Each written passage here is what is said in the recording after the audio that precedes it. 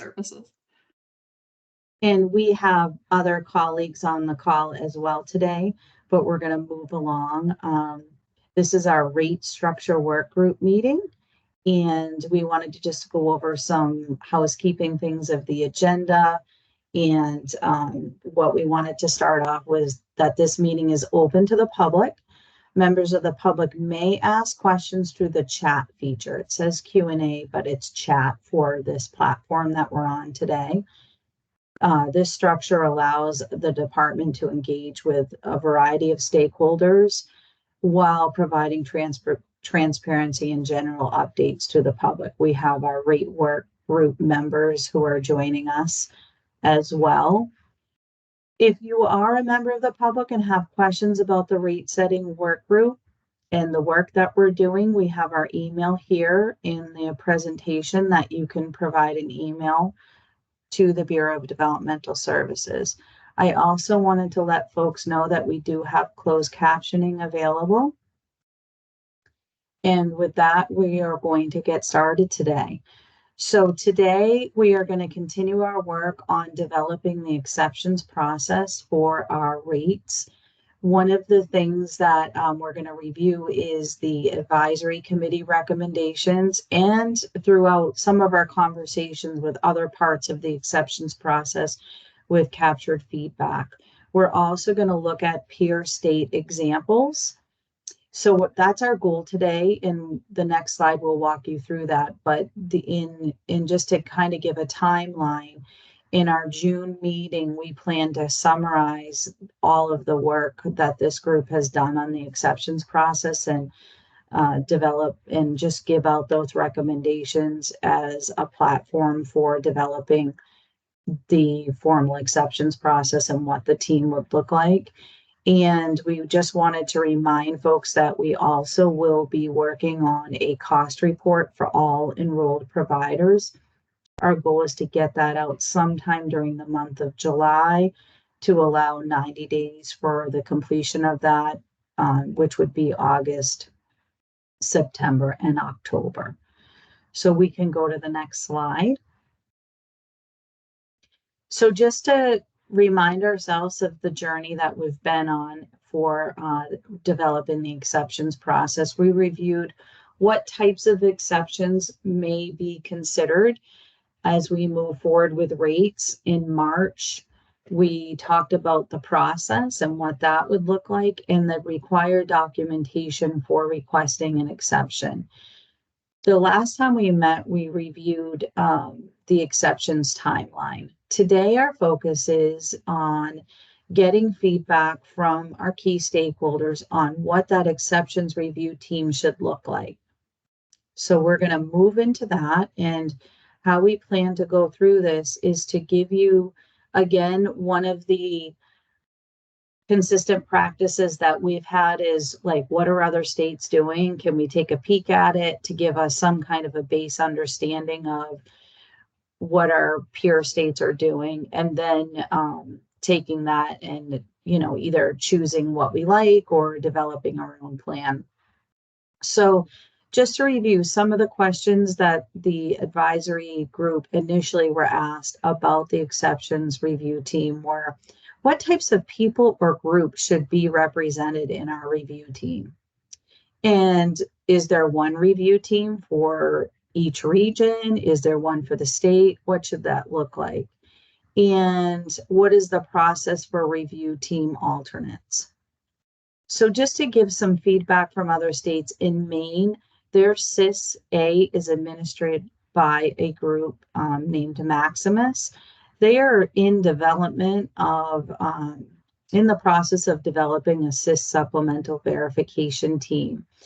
And what that's going to consist of, based on the information we've received to date, is a cross-functional state team that includes state contractors to determine if the individuals that receive their SIS scores with the supplemental questions that were asked, which, as we've reviewed, reflect the high behavioral and medical support needs of an individual, are in fact eligible for the high support tiers. Their state staff that they're considering on the team are a SIS administrator, a nurse, a transition coordinator, a clinician, and somebody with waiver policy experience. Their clinical review is still to be determined on how they're going to go about doing that. In Rhode Island, the CIS is administered actually by state social caseworkers. It's very interesting to see how different states have implemented this. They also have a supplemental funding committee that includes a state CIS administrator or supervisor, a clinical administrator, and other program administrators. So it looks like their review team is focused with state staff. In Virginia, they use Maximus, is similar to Maine, for their CIS-A administration. They have a CIS-A reassessment team that consists of a CIS quality manager, the developmental disabilities regional support manager, someone from the CIS vendor, which is Maximus, and a service coordinator. They also have a customized, so just to bring us back, there's two ways that someone may not agree with the results of a CIS. One is if the CIS-A was administered in not following best practices. And then two, if the results of the CIS don't really represent the support needs of the individual. So in this Virginia, they have the reassessment team, and then they have what's called the customized rate review team. And that team consists of a clinical consultant, an administrator, and a processor. The representatives from the following special medical eligibility units include a nurse, somebody with behavioral support experience and integrated supports, and a regional support specialist. So again, it looks like their team is comprised of a lot of state professionals. We could go to the next slide. So this is just bringing us back to some of the discussions we've had with this group, as well as the assessment focus group. And again, the questions that they were presented with were, what types of people groups should be represented in our exceptions review team for New Hampshire? Is there a suggestion for one review team statewide, or will there be regional teams? And what is the process for who's on the review team as well as alternates? The assessment focus group feedback included the following. They suggested that there was one statewide review team to ensure consistency of practice. And it's an established review team with alternates identified. It's a diverse team that includes a family representative, a clinical representative, someone with OT, PT skills and expertise, a nurse, a DADS representative, and just to be clear what that term is, our area agencies provide designated area agency delivery service functions.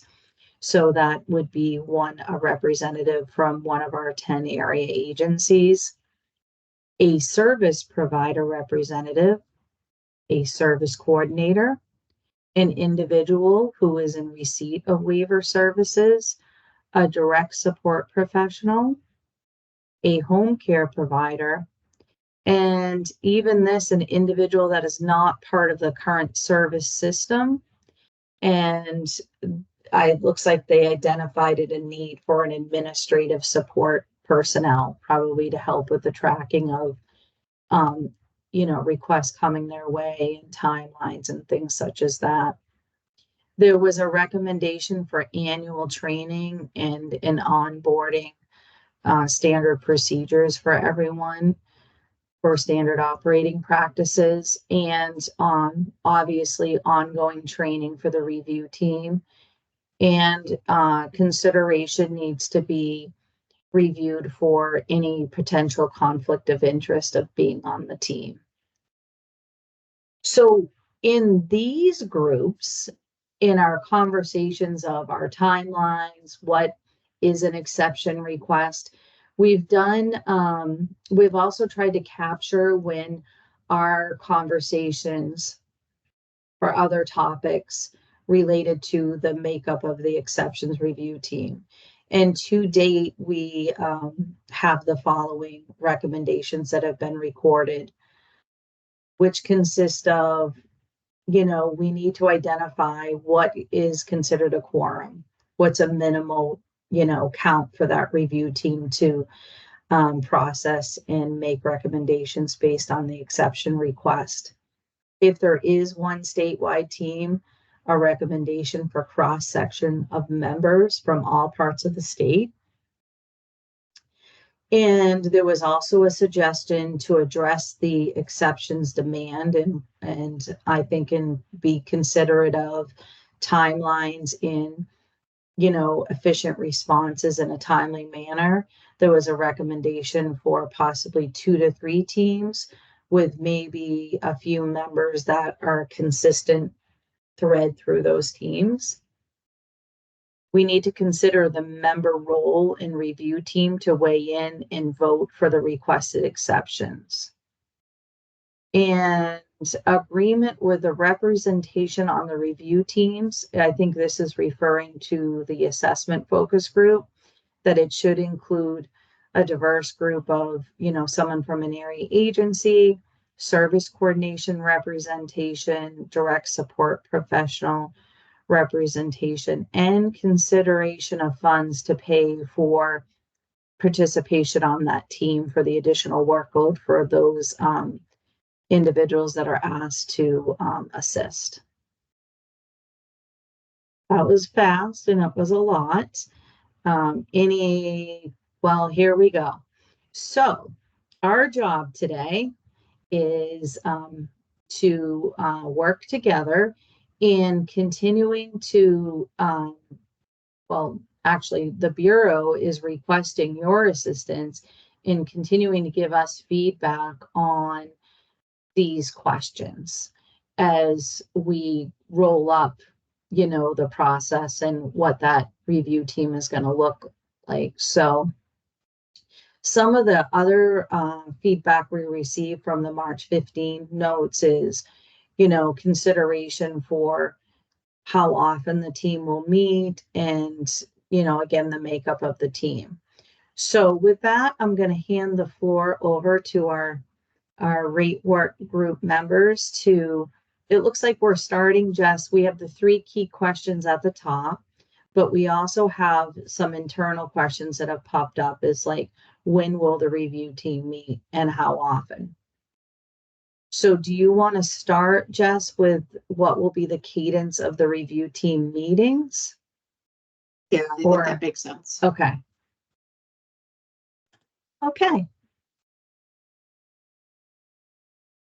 So just trying to see if in the previous slide. Yeah. Okay. No, we never really touched upon how often. We didn't. Yeah. So does yeah. Go ahead. Go ahead, Jess. So I'm gonna write some of the notes just to capture everything that everyone's saying. Please, if you see that I'm taking something, because I'm also trying to, process and be in the conversation too. If something gets typed slightly differently than it was relayed or described, please just raise a hand and say, hey, Jess, I think that's not quite what we were saying. Otherwise, though, I think based on some of the discussion around exceptions, what are folks feeling like the right cadence would be for the review team to meet? Jess, it might help, and I'm just throwing this out. We talked about a timeline, or I don't know if it might help to go, and you're like, thanks, Lori. I'm not sure if we want to refresh ourselves in the appendix. We might have, and I think we had talked about a timeline, and it might help us to look at the proposal for that to determine.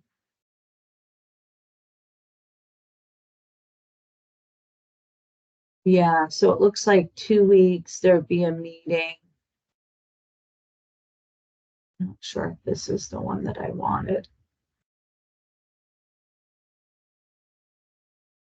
Um, okay, I'm on the rate work group meeting of April 19th.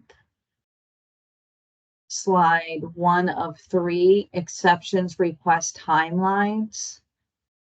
What slide is it? Maybe 28, Jess. Try 28. Sorry. There. There Okay. we go. So These were our group's yeah, notes from that yeah, conversation. If people want to just refresh memories quickly.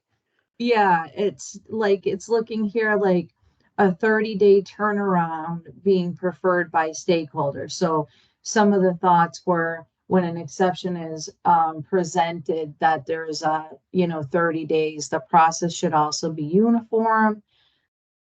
We need to acknowledge receipt of the request, should be limited from 7 days of submission, so people know that it was submitted appropriately and it's been received. So for cadence, the group had initially talked Yeah, about twice a month on a yeah, set reoccurring that's what I time. thought. Okay. Um, I think, yeah. Are people still thinking that timeline feels right? I want to say either last month or the month before last, we also talked about a process if there were like really an urgent need, convening, but us defining too, what would that be? Because we want to continue to make sure crisis funding is available to really, be there for that urgent need, with the exception process taking a look at the ongoing need. So in the moment, still having that flexibility to make sure that the individual support needs are addressed in the moment. They're not waiting for an administrative process to complete in the background, but going forward. So every 2 weeks really being that Right. amount based on some data we looked at. I think it was last month because we looked at some data Yes. from other states about their exceptions. To give us an idea. Of course, no two states are the same, and everyone's structure, as we've learned over the last few months, is they're different and unique to their state's needs. So but it did give us a little bit of insight into what the right cadence might feel like, at least to start. So bringing us back roughly every 2 weeks, it looks like is what the group was thinking then. Knowing now Yeah. a month later what we know in addition to everything, does that still feel right?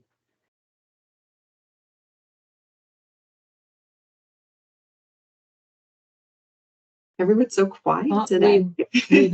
Someone's clapping, so I think Okay. Yeah, that's that was positive. me because Okay. I didn't know how to hit the button for a hand. Hey, Matt. Hi, sorry about being a little late. I apologize. I think it's the right cadence, just because it still allows us flexibility and freedom to handle the situations as necessary with the crisis funding, and then to do a deeper dive at a later date if necessary.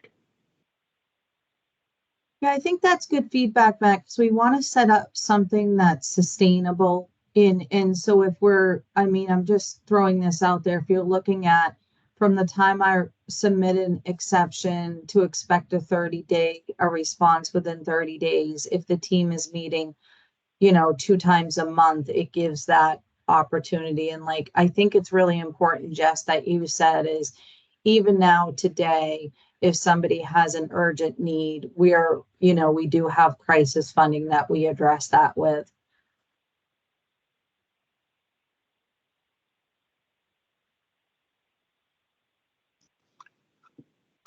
Are there any other thoughts? Oh, go ahead. Yeah, sorry. I'm sorry, Matt. You go ahead. This is Ellen. No, Ellen, I think you should talk.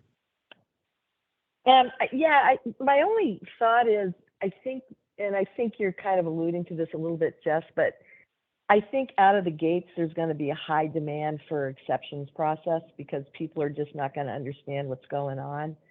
And I think we have to be really careful that we don't, out of the gates, build up a significant backlog, because that's going to create a lot of frustration. And so I think there's got to be phases taken into consideration in this, where, there's the go live phase that probably has to be kind of overstaffed and more frequent. And then as people begin to understand things in a more comprehensive and deeper manner, and we get through that, then we can probably take our foot off the pedal a little bit and not have that same frequency. But I don't think, I think if we try to land the final solution, Mm-hmm. we're going to end up at point of kickoff creating a huge backlog. And I think that's going to be very stressful to families and individuals. So, Ellen, are you thinking that maybe initially when it first rolls out to try to get like maybe I don't want to put words in anyone's mouth, but maybe like a weekly meeting in there and just continue to reevaluate that cadence for especially the first 6 to, maybe 12 months? Yeah. I think, to my honest answer is I don't know. Yeah. But I just know that up front, there's going to be a significant, I would anticipate there's going to be a significant volume, and we would be wise to address that rather than trying to say, well, this was the solution the group came up with, but that's the long-term solution when things are settled down and we're in a cadence or a rhythm. Yeah. So I just think that kickoff, it's going to be really important to have people feel heard and their concerns addressed expediently, or it's going to create a real, tough inflection point. Yeah. Anyway, just my 2 cents. I wish I had all the answers, but I just think I know in general the volume is going to be greater. So I just wanted to put that out there.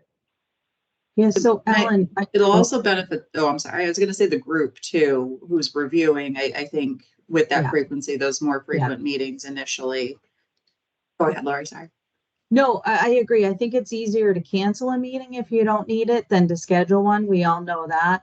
The other thing that I think is important for us to consider it as part of this, Ellen, is how we introduce rates and I think there's been a lot of conversation of transitioning in.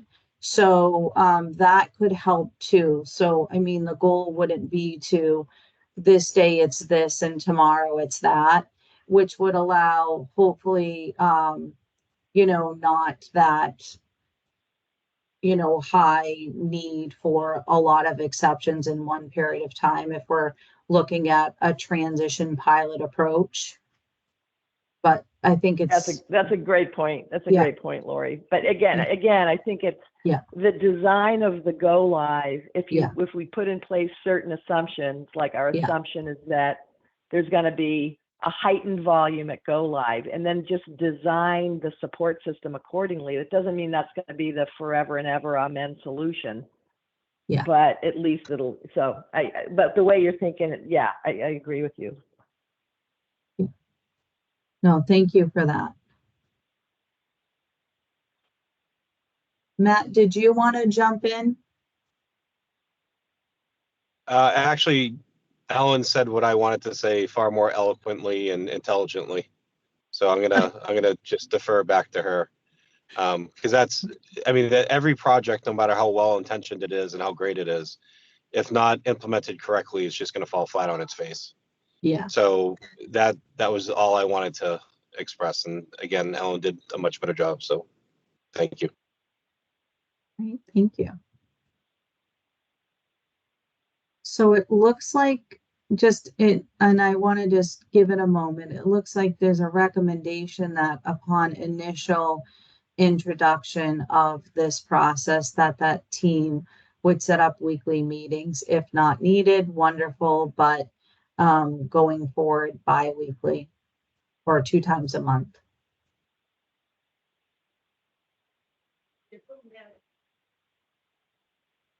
Okay. So there's a comment here, the team. So let's start talking about who's on the team. It's like, I'll be good. I was going to say it's like the kickball team. So what types of individuals' experiences should be represented in? I wonder if we should talk about, before we go to that, is there one team? Are there several? Let's just start with that. Is anyone because I can't find the button to raise my hand. I apologize if I'm stepping on anyone. I would like there to be, if we're going to have multiple teams, like at least one centralized team. Because I think we could really utilize the various expertise from around the state. Because I myself, I'm not a clinician, but I have clinicians that we work with at other area agencies that I admire for their clinical prowess. And if we could take the people from around the state and create one well-managed team, I think that would be great. Plus, we could unify all the policies around that, so that our providers and vendors are not doing 10 different steps. Yeah. But I think having something local would also be very helpful as a first step to prevent us from having to wait too long for something big. That's it. Okay. Thank you. Yeah, it looks like we've got, I think I saw Sue Silsby's hand go up and then Suda. Yeah, I mean, I would agree with Matt. I think, to ensure that we have consistency, having one team, I think would be Yeah. important, and maybe alternates. So there's a team with like an alternate. So if you can't attend, you work with whoever is your backfill. So if it's a clinical person, and then we have one or two alternates that can step in Yeah. to cover vacations or whatever, that might work. Perfect. Thank you. Mhm. Suda?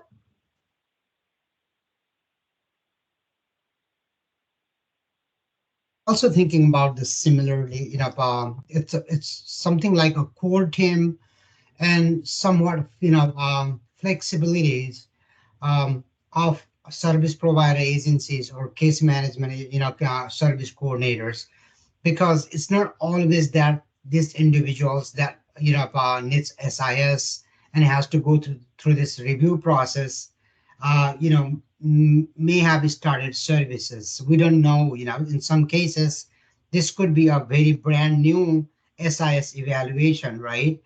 And somebody may not have started services. So I was thinking that if there's a core team, and it could be like BDS state, individuals, but again, that gives some kind of flexibility. If this person is already receiving services, maybe the provider agency's representation might be helpful, or the DSPs or EFCs, representation might be helpful. So I just wanted to make sure, it's not one particular, um, group of people, and it might accommodate depending on the situation of these individuals, whether that person is receiving services or brand new to the services. So I just wanted to put that out there. So Suda, if I want to make sure I hearing you, are you saying like would there be an opportunity, and maybe I'm totally missing what you were going with, would there be an opportunity for folks that know that individual well to ever like present to the exceptions team? That's correct. When I was reading, the previous bullet there, you indicated about like, 7 different type of like, individuals in that committee, right? In that team. So, yeah, and I just wanted to make sure that if somebody is already receiving services, maybe an input from that provider agency's residential director or that residential program might be helpful to understand that person's actual needs, or in EFC or in DSP, right? And in some cases, that may not really happen when this individual is just, going through the intake process and waiting to receive services. They may not have chosen a service coordination agency, and they may not have even found a provider agency either. That's why I'm thinking about there has to be some kind of flexibility. If somebody is already in services, maybe the input from the provider agency could be critical. Right. Okay. So not necessarily having them sit on the decision making, but the ability to give additional information to the team when warranted about what the whys of the request. Yes. Yes. Okay. Sue, did you still have your hand up? No, I'm sorry. I'll put it down. Okay. You're like, way to call me in the front of the class, Lori. It looks like Matt. Forgot. Yeah, I think SUDIP is really onto something there to Yeah. make sure that we involve people. Florida has something called the local review committee, which is kind of where I think we're heading towards this. And that's for the implementation of behavior plans. So similar to like our HRC. The downfall that I see to kind of that directionality is that, you have the homogenization of who's on the board. And kind of in the spirit of what Sudip is saying, I do think we should have a multitude of people with different skill sets and backgrounds. So not just clinical people, but also having like a director of service coordination on the board. Maybe someone that has experience of being a direct support professional, but is overseeing a program, and maybe some vendor agency representation. So kind of like that and it's the proper term is escaping me. Multi-something team, multidisciplinary team, that really incorporates a swath. But I also don't want it to be distracting. Like the diversity for the sake of diversity is not going to help us when it comes to thought process there. But having that approach of people with different points of view and everything, but clinical understanding and background, or maybe like SUDIP has like a level of knowledge I don't have when it comes to like how financing works within the system, because that's not my perspective. So having someone with his background, I think, would be advantageous as well. So just keeping the team diverse. So just to summarize, make sure you check me on this. It sounds like we're leaning towards a centralized team with diverse representation on the team, and an opportunity, if warranted, and would have to work through that, where the individuals that the individual support team might have an opportunity to present to the exceptions review committee.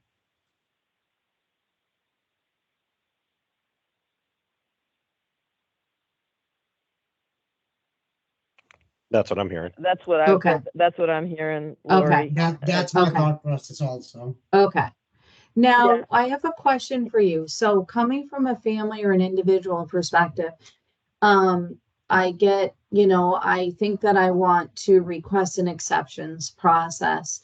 So I'm envisioning that they would sign a release, because there could be folks on the exceptions review team that, are not known to them.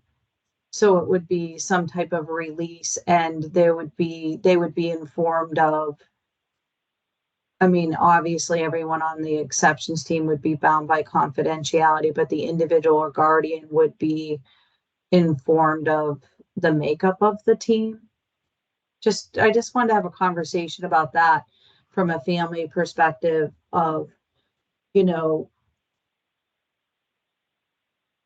are there any concerns from a privacy? I'm kind of going all over the place here, but if I was on the review team and someone was presented that was my cousin, I would probably excuse myself, right? So I pull in the alternate or whatever. Matt. My only concern would be that obviously the conflict of interest, and I think that's where I think it was Sue that brought up alternates. Yeah. But there need to be closed hearings, because you can't have someone waiting to have their case or presentation be heard, listening to someone else's. And so what we did with the LRC is, back in the day when we actually met in person and proved that we were living people, people would wait out in the hallway, and it was just conducted in a separate room. I think with the advent of technology, it's really easy to make sure that we prevent people from logging in too soon to a Zoom meeting.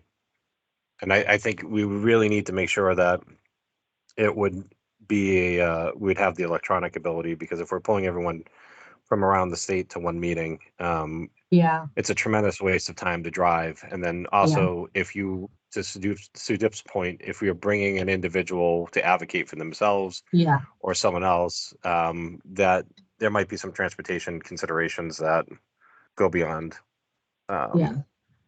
necessary. So Right. And that's it. we want to keep the team meeting and, you know, the timeline going. So we would definitely be taking advantage of technology when appropriate. Okay.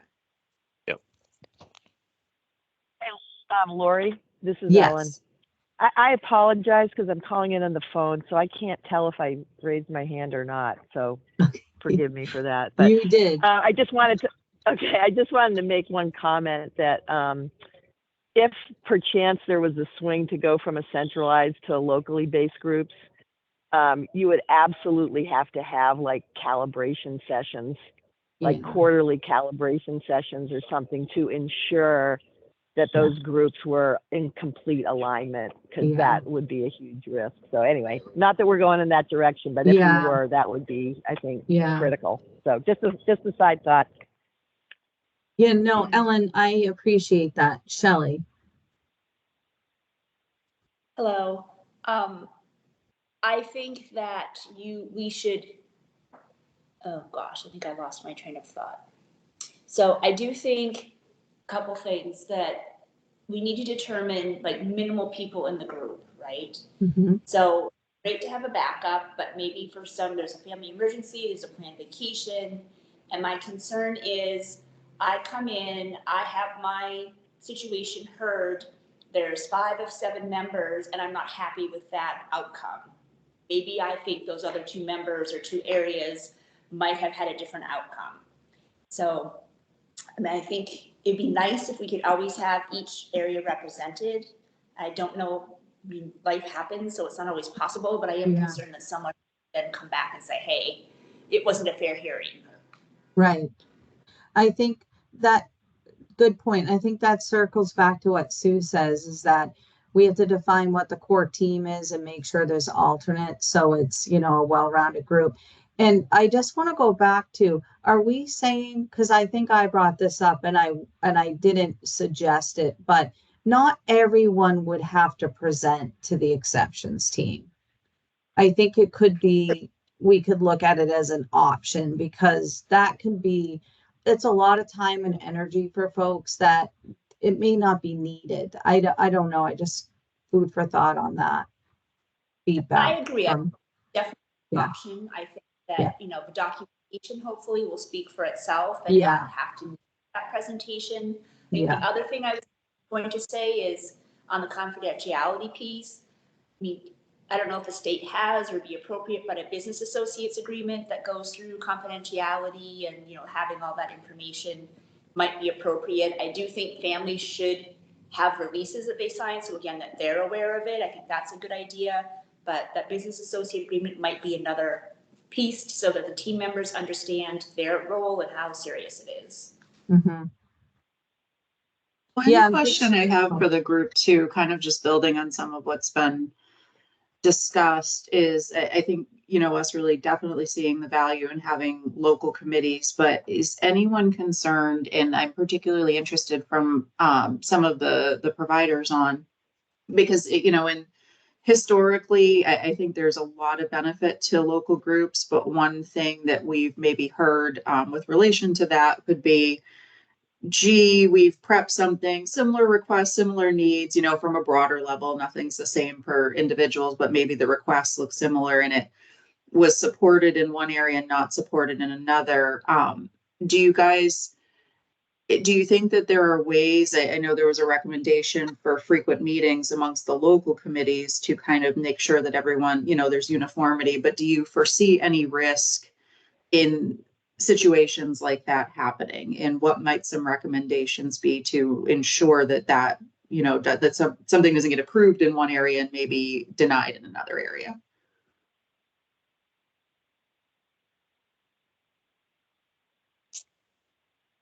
Just to throw something out there, you know, when we talked about this prior to or the last meeting, we talked about having the area agency either support the exception or not. But during that process, supporting the exception by the area agency should be a pretty clear, like, this needs to be redone to prevent the presentation to have to occur. And then secondly, having the ability for the provider to ask for or the family to ask for the exception through the service coordinator as a directive should prevent something from being blocked at the area agency, because the vendor has, working with one guy, it's too difficult to get something through. But if we go to Manchester, it's much easier because, of their processes. If we can unify the processes around the state, that should prevent that. Sue, I would like to hear your thought on that, though.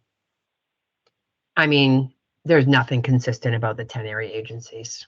Even when we've tried to standardize things, people change it. So yeah, we're concerned about that.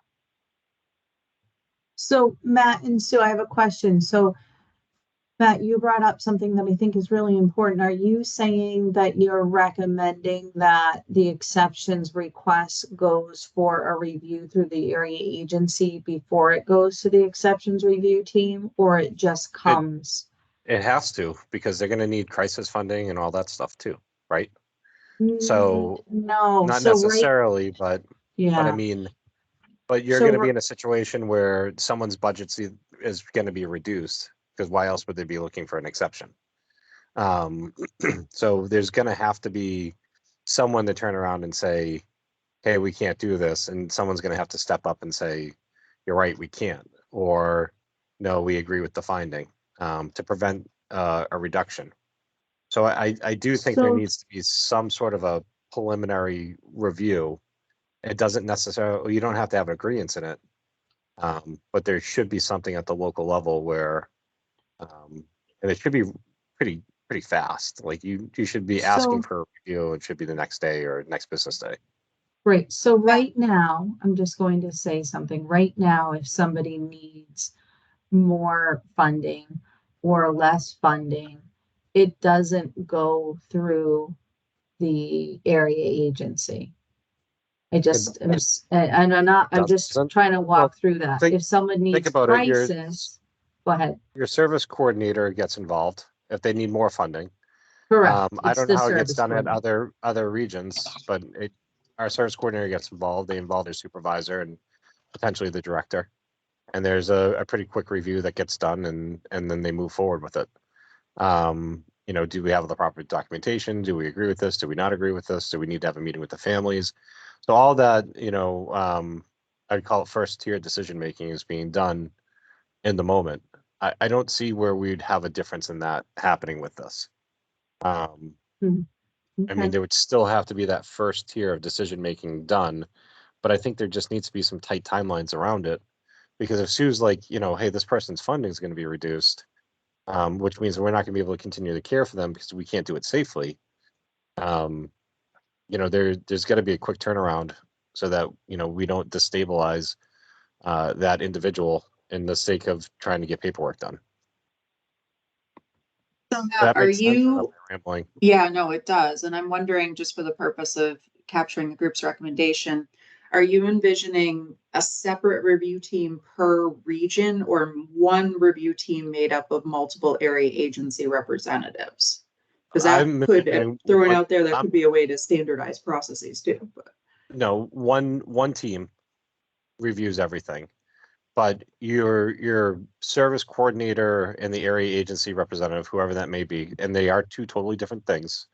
Because it could be Aaron thinks that Billy needs to, get an increase, and, we disagree. But that conversation should be had between the service coordinator and maybe the director of service coordination for the area agency.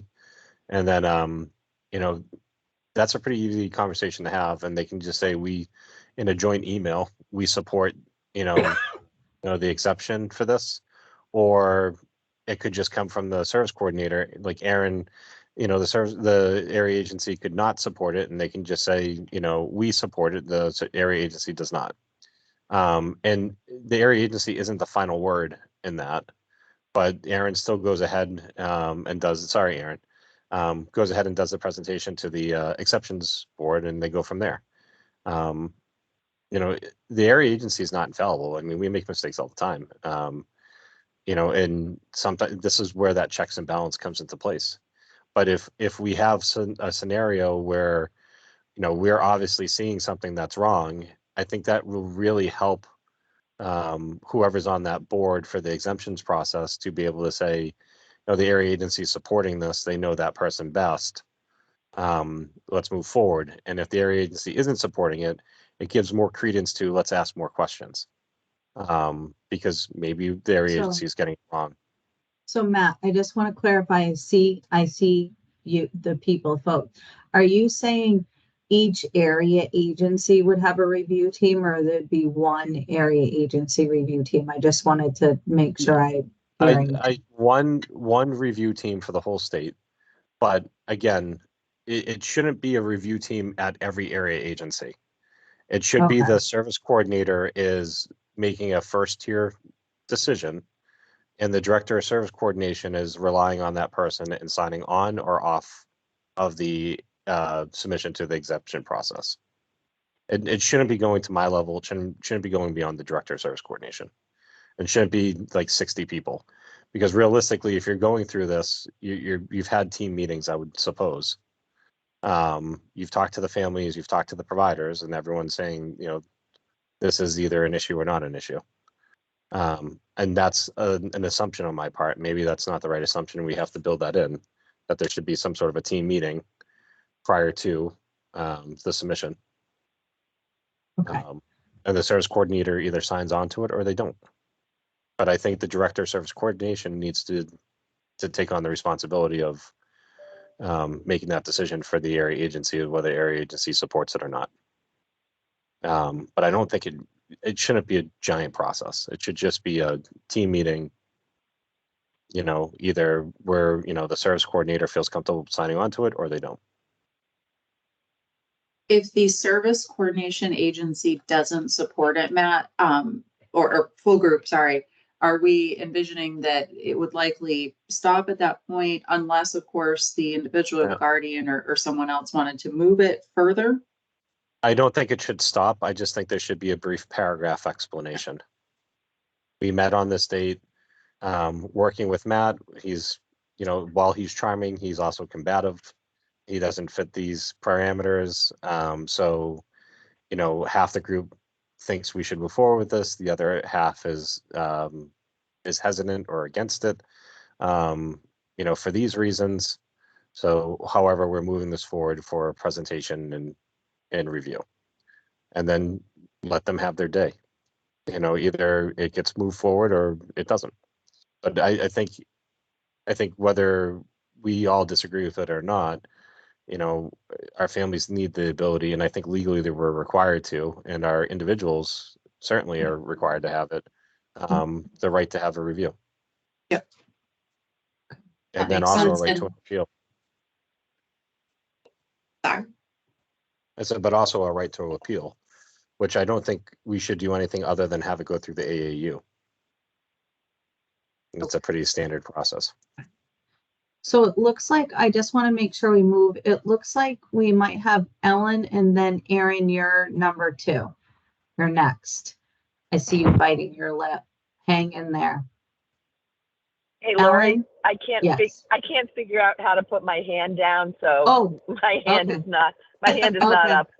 Okay. Okay. All right, Erin, you got the floor. Thank you, Ellen.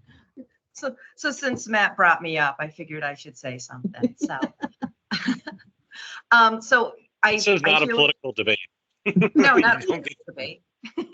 So I hear what you're saying, Matt, but just, you know, case in point, not all providers are area agencies, as you know. So with a number of our individuals, we don't have area agency involvement. All they do is do eligibility, and we have an outside provider, and we have, you know, us. So there's not that area agency type of connection unless something really escalates up and we pull them in. Otherwise, you know, we're not doing anything day to day. I agree. You know, if something's going to be going up for appeal, my thought would be is that the whole team would be, you know, in agreement for it. to begin with and, you know, go up in regards for all of this. I don't really see why there would be somebody, and there will be, we know it, you know, somebody will say no and somebody else is saying yes. But I mean, if for somebody like with what some of our teams, you know, and I'll pick on Sue because, you know, we do stuff with Easter seals. If it's us and Easter seals, then are we saying now we have to have, you know, director of service coordination from One Sky putting in on something when they're not even involved? And my answer to that is yes. And as the dad's entity, they're overseeing the services. And what I would have is probably a statement from you, Aaron, just saying they're providing dad functions only. And notification was provided. And not necessarily that they're putting in that something is, you know, they're not giving it their 2 cents. So, you know, you're just saying we notified the area agency at that point. I But, would you say know, we would notify the area agency. I don't think I would request the area agency to put their stamp of approval on it in Yeah, I regards agree to it, with you. because for me, that's just another bog down in regards to trying to get something moving along and going. It's just, you know. Yeah, I agree with you, but I would say that you would put into your writing that the area agency provides dad functions only, and they were notified, and that would be it. That would be the extent of it. I'm fine with that, with just a notification, because there's a lot of things we need to notify But the area but agency as a dad's function, so.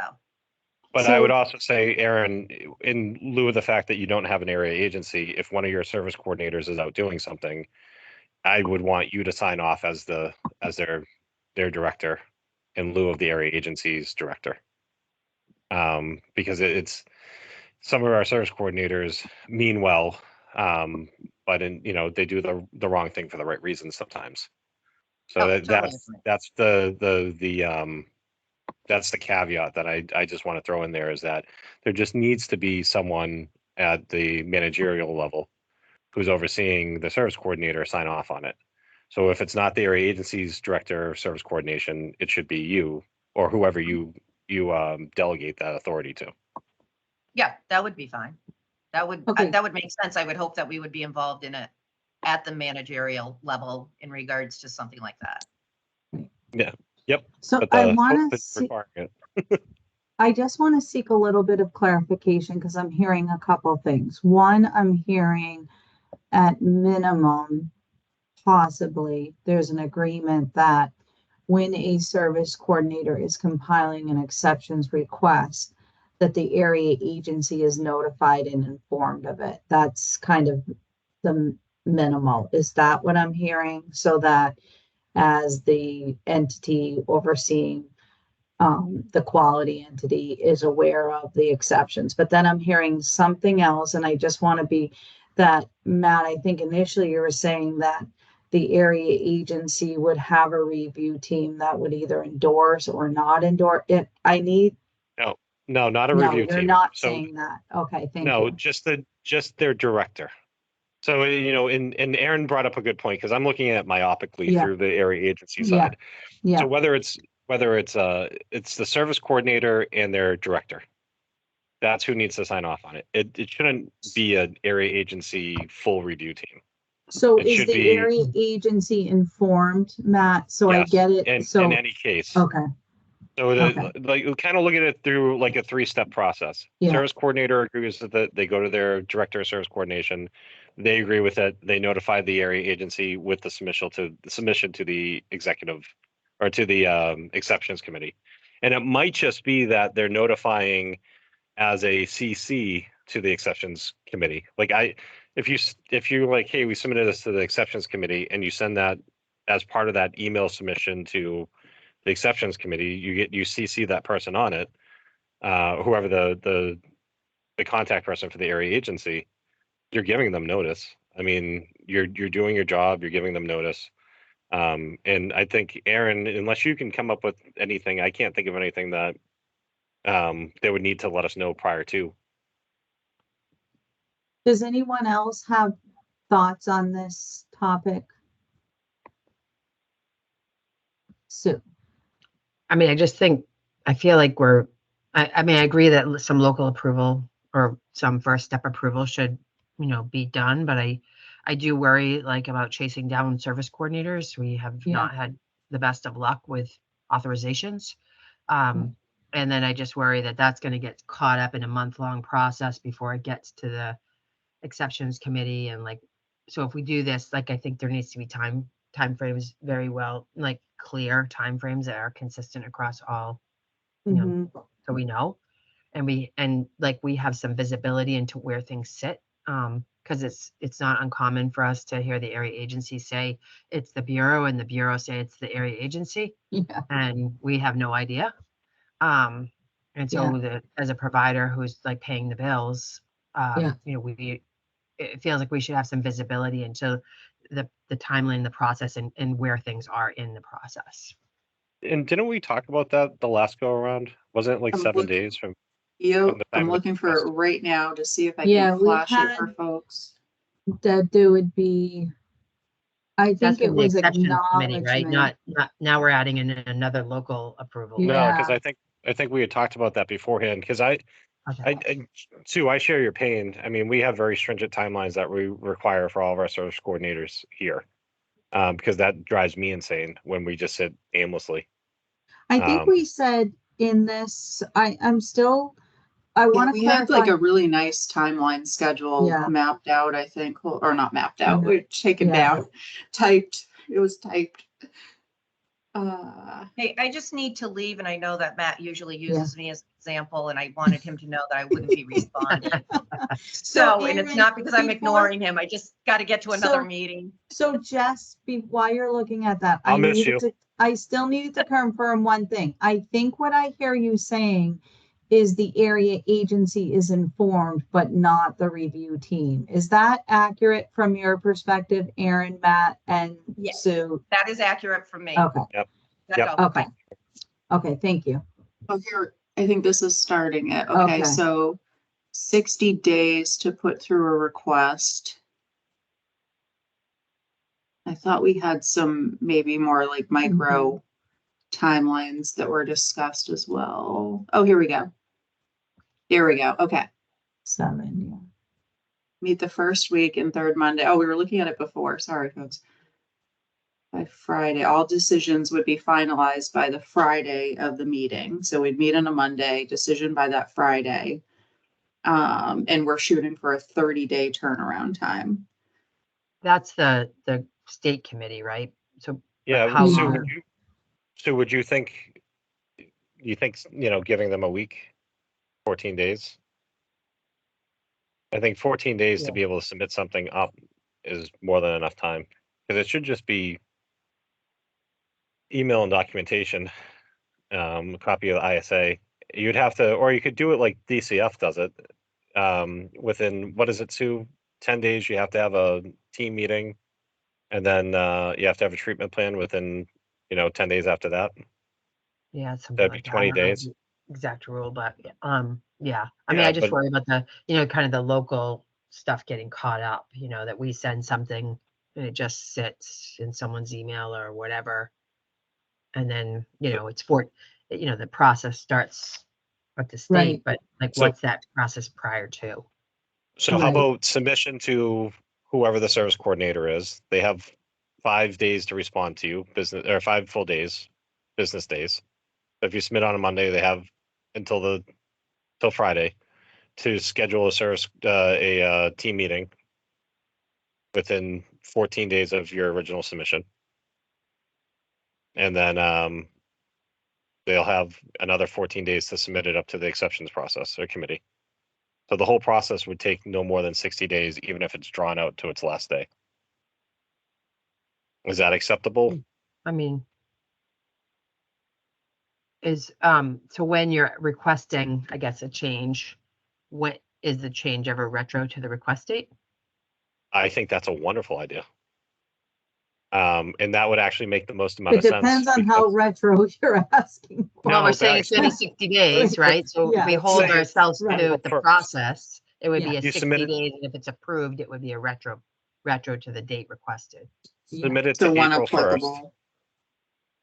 Like if you submit April 1st, they Yeah. take all 30 days to submit it up, and then the review board takes all 30 days to get it through.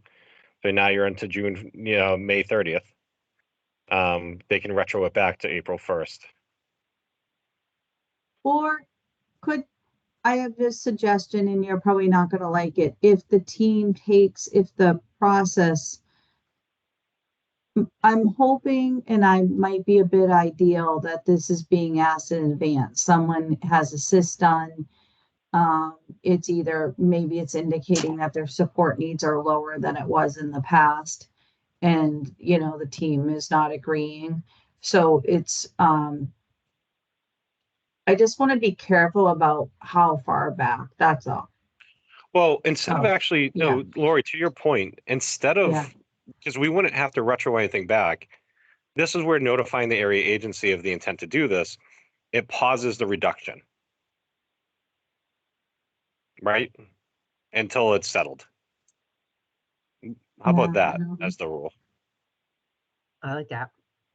Yeah, because then because you're And only then if adding, you're asking for an enhancement, that can be done through crisis funding. well, if it's a crisis, Well, that's the point. And if it's not a crisis, they're not out anything. then you wait for the request. Yep. Okay. Yeah. All right. I wanted Sue. Okay, Sue, you have your hand up. I wanted to. Oh, I'm sorry. Oh, no, it's okay. And I then didn't print it again. Shelley, I think you're next. Unless I'm skipping someone, which if I am, I'm sorry. Oh, Can I Kim. just Oh, after Shelley, Kim will grab you. Sorry. Can I back us up a little bit and just kind of understand the process? And we might not even be there with it because we maybe don't know what it is yet. Mhm. But so somebody has a CIS evaluation. So the score comes out. So at what point is it the service coordinator that sees the score and says, oh, that van's going to fall down to a lower level of services or a higher level of services or not where they are now? I mean, when, how did, and who knows that?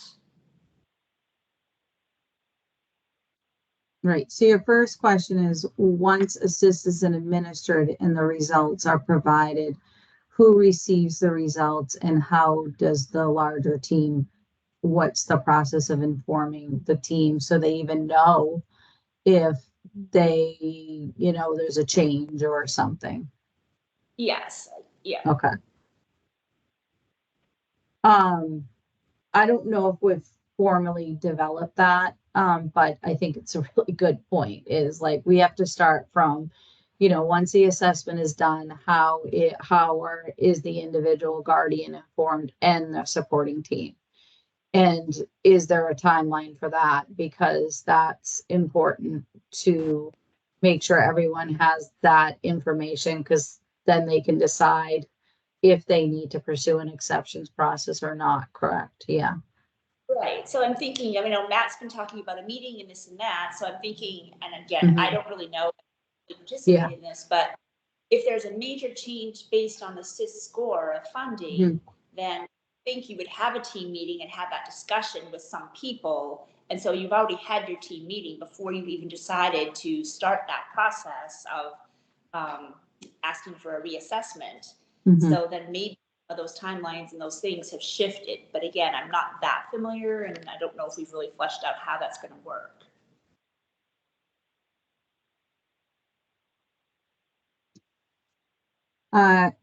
I see Carrie has your hand up, but I wanted to go to Kim and then we'll go to Carrie, but we didn't give you an answer, Shelley, but I think it's good feedback. Yeah, Kim. and my question is exactly the same as Shelley's. I think it's hard to come up with a time frame on how we're going to do the the exception process if we don't know what is the process for a potential reduction, because there's a lot of factors. We could have a provider giving notice. We as an entity there needs to be a transition period if there's going to be a significant drop. So that's really kind of what I'm looking at. And the other thing is, I agree with Sue. I just think if we have too many levels of having to get area agency approval and this and that, this process is going to get so bogged down. There's too many bogged down processes now as it is. Yeah. Okay, so that was really helpful, Kim, saying there needs to be a very clear expectation from the time the assessment is completed. And if there is a change, is there any opportunity? Is there a timeline associated to allow the team to transition in or out of whatever is being provided and to pursue the exceptions process? Carrie. Good morning. Thanks, Lori. Really good questions. I just wanted to circle back and share a little bit about, I think, both Kim and Shelley's question. I know some states, depending on the cadence of when they administer the SIS, some states do it at 3-year cycles, some do them at 5 years. They're typically scheduling those or working to schedule them 6 months before the annual, ISA or ISP review date, so that that is scheduled, coordinated, and the results are available before going into that kind of service planning process. And so you've got months before that service plan would take effect to review the rate, identify what services might be increased or decreased because of, sort of the level of that SIS. Yeah. That's for a recurring SIS. I think the question is really relevant as well around if somebody is asking for a reassessment because their needs have changed in between that cycle. I think that's where the process piece becomes critical, as everybody has shared. Yeah, that was really helpful. So the goal will obviously be at least at the 5-year mark, if that's what we continue to do. That's done in advance. So it allows the team ideally 6 months to look at that and say, if there is a change, what does this mean? And it would allow you to implement the exceptions process prior to the change going into effect to get a decision one way or another. And then the next thing comes with that is, what if their support needs go higher? Does it work the same way? They have to wait for 6 months. Can they request it be implemented sooner? Or, as you said, Carrie, if there's a significant change in an individual that warrants assist earlier than the 5 years, what would the process for that be? Okay, that's good. These are good. Kim or Matt. I might have skipped you, Matt. Yeah, That's okay. Matt. I Sorry. can't figure out how to put my hand down anyways. Yeah. I think to their points, you have to have a service coordinator involved no matter what you do.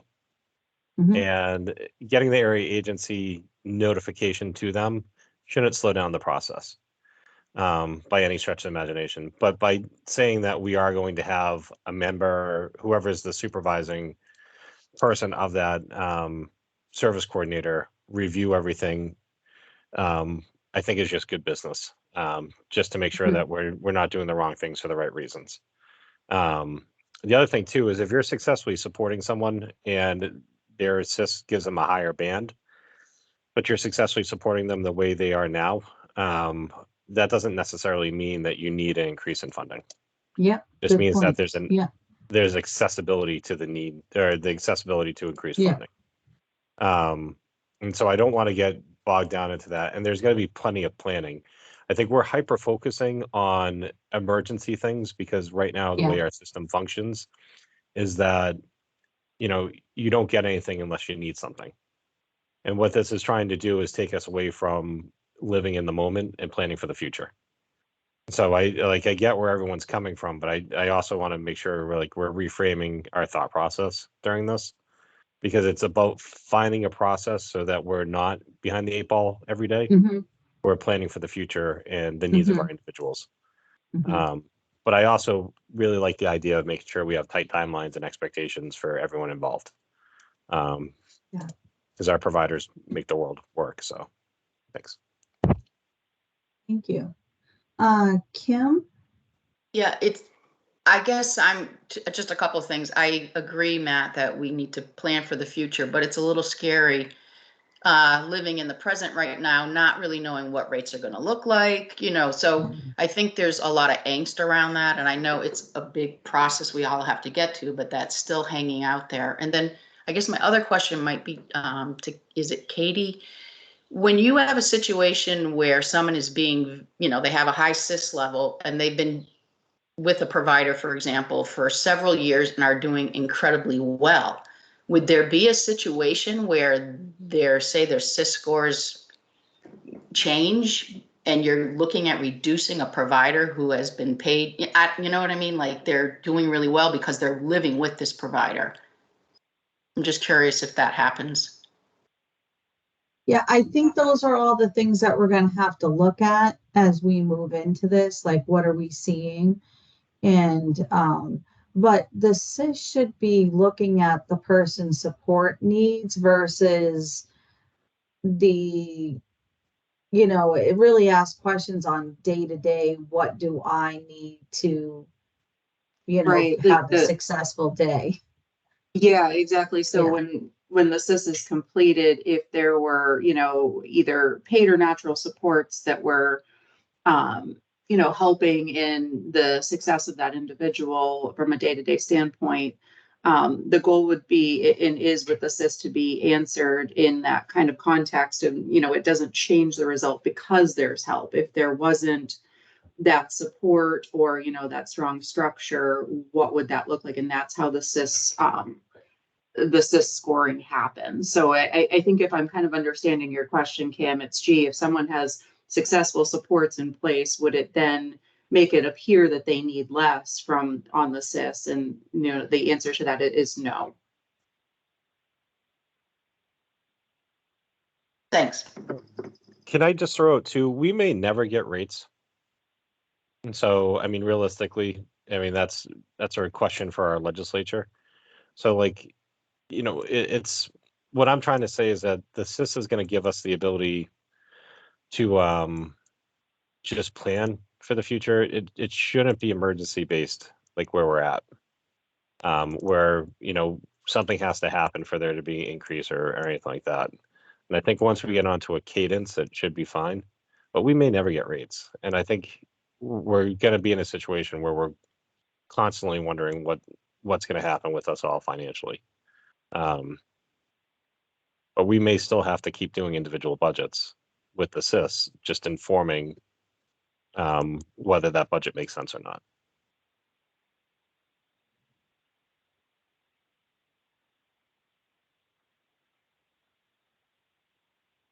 Okay.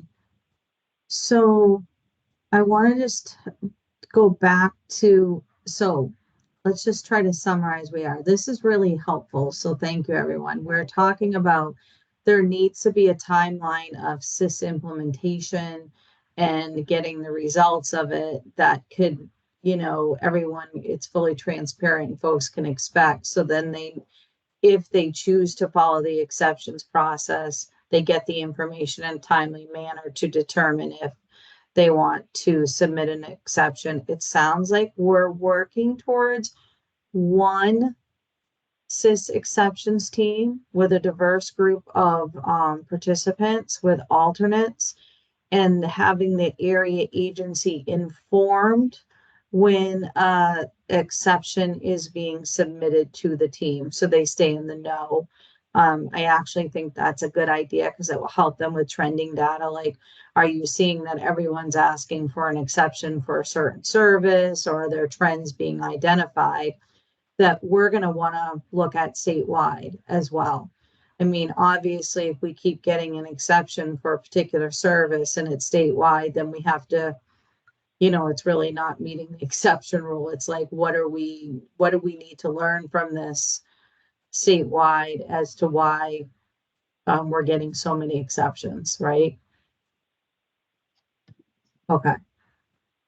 So for the group makeup, I just want to go back to who should be sitting on the team. We've heard service coordinator entity. I'm just trying to look through this. We've heard provider entity.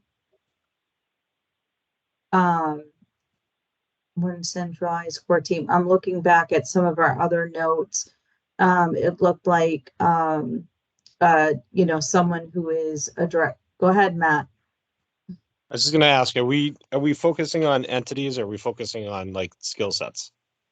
Well, so let's go into it. Let's talk about, I just want to make sure we've kind of circled around it and we've thrown out things, but I just want to hear let's start with, at a minimum, what skill or area of expertise should be on the review team.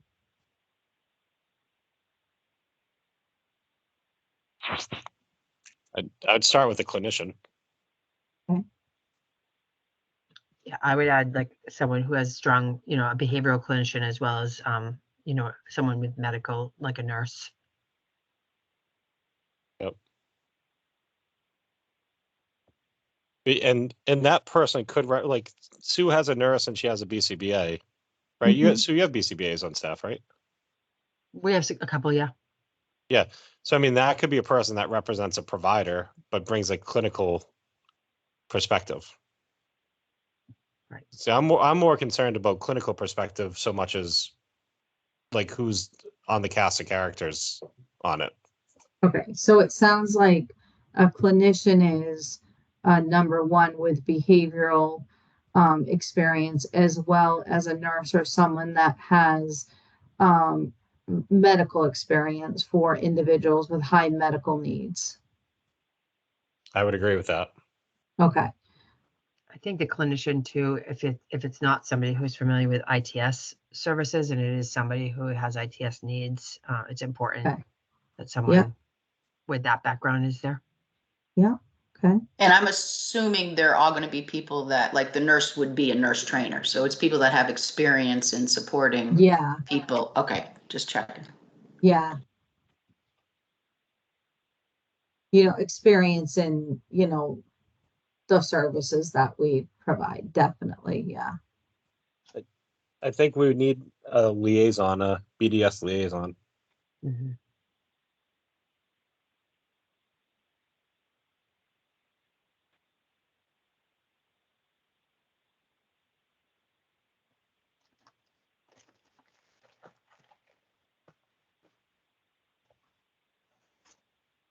Is there You guys hear anyone that? else? Is there any other area of expertise? So far we have clinician with behavioral experience, nurse with medical, someone with ITS background, and someone from the Bureau.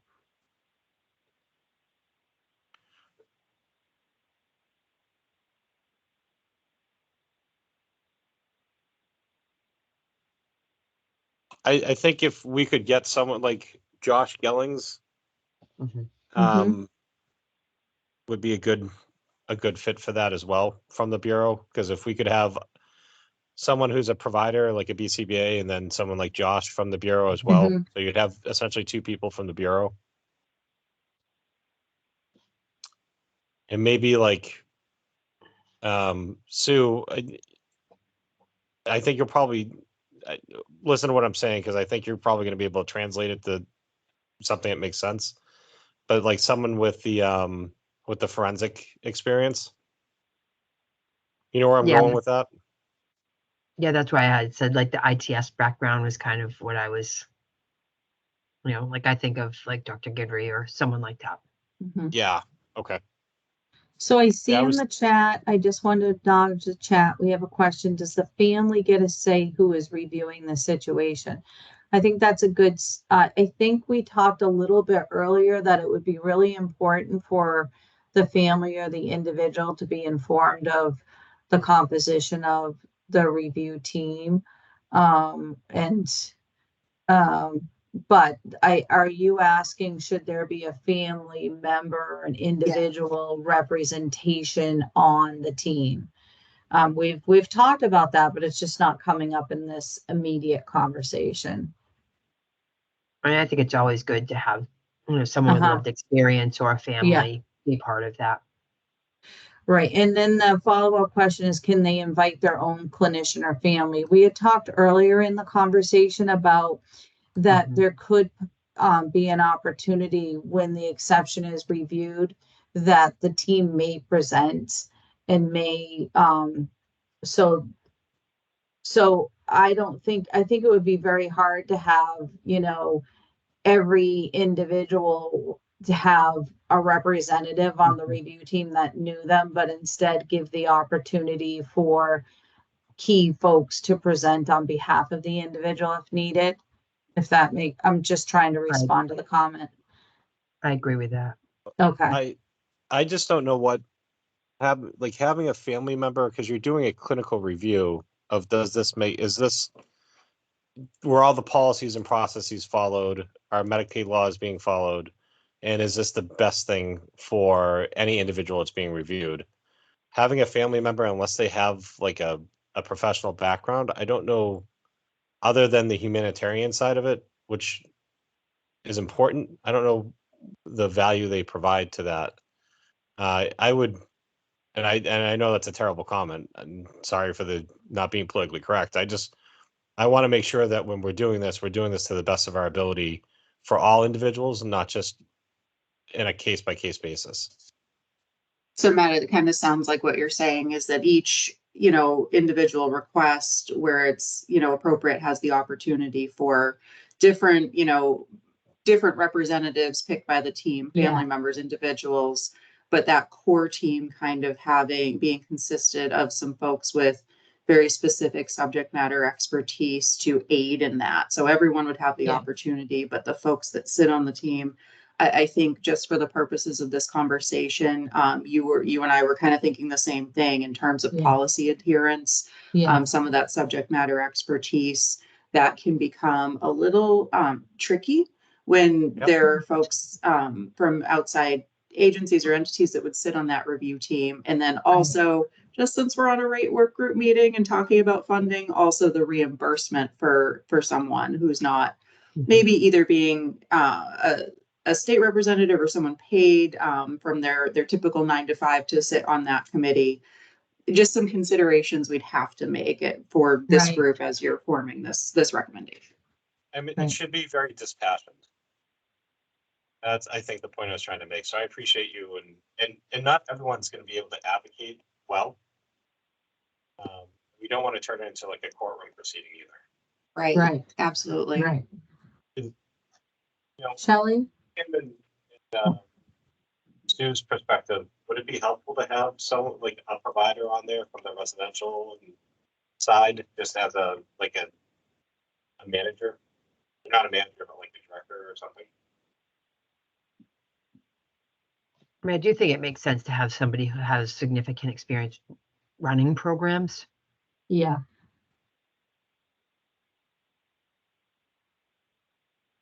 What would their qualifications be?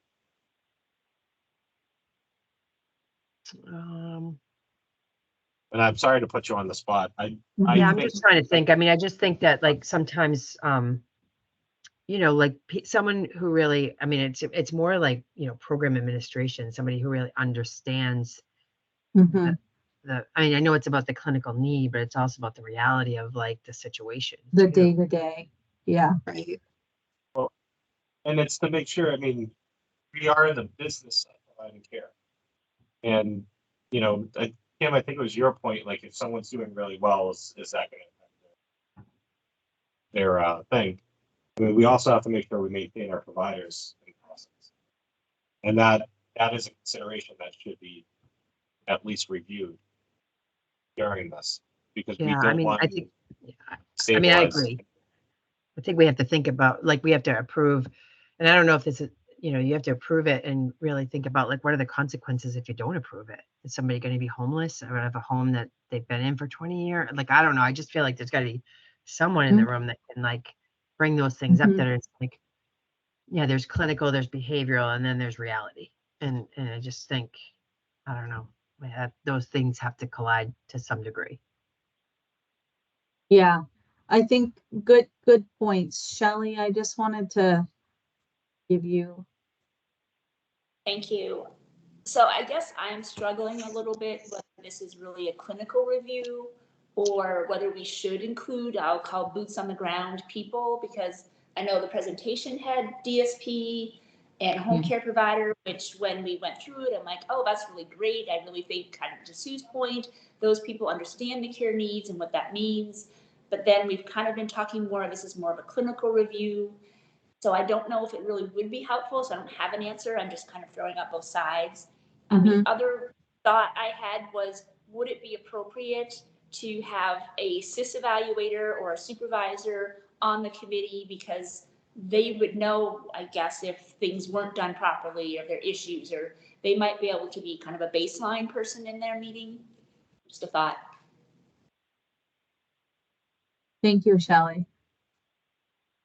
And then you mentioned, I just want to make sure, Jess, you're typing like a Thank you. wild person.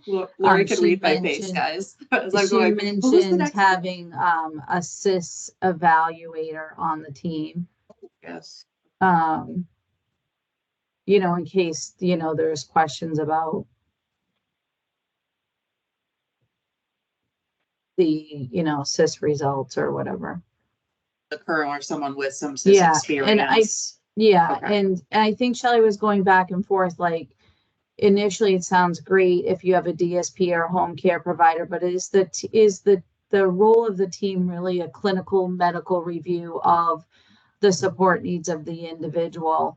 And you know, I go back and forth of, you know, we want these teams to meet, we want them to make decisions, we want them to move along. And if the team's so large that it's creating, you know, so it's good conversation.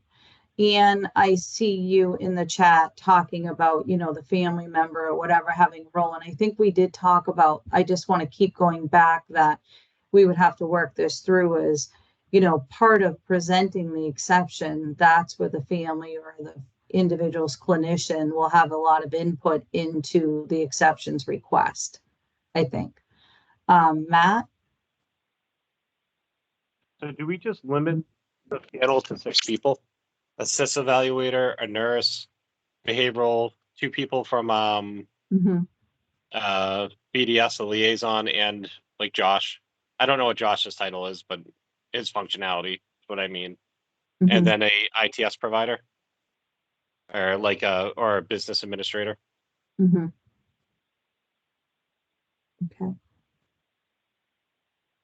So this is I don't want to belabor this conversation. I think we got a lot of good feedback. Our goal here at the Bureau is to roll up these conversations. Jess, go. I got the first 2 that Matt said, BDS clinical administrator, CIS evaluator. So that narrow group. Yeah, he said 6, BDS clinical, CIS evaluator, nurse. Matt, you liaison. Yep, see if I get this right. A BDS rep, forensic, ITS. ITS provider. Yeah, And then Sue had and mentioned the like behavioral person. So we're covering all the gambit. Okay. And then we would have, and I don't know if we want to have like 2 people from the area agencies and just do them as the swap outs. And it might be good just to have the representatives from the area agencies, like have them, you know, come in for their specific regions. So if you're reviewing like 4 things from Region 7 would take that seat.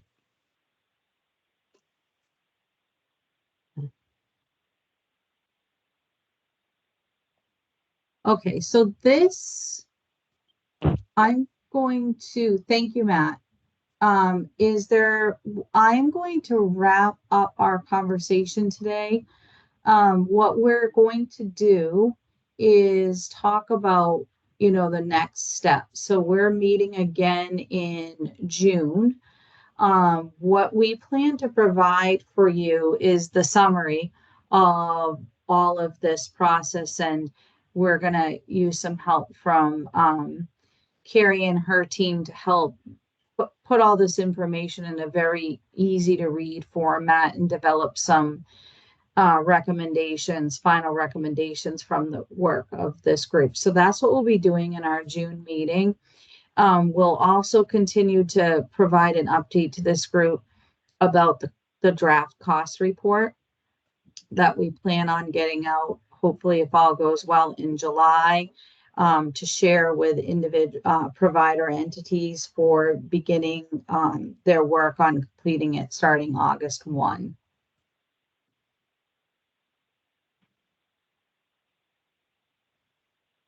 So that's all we had for today.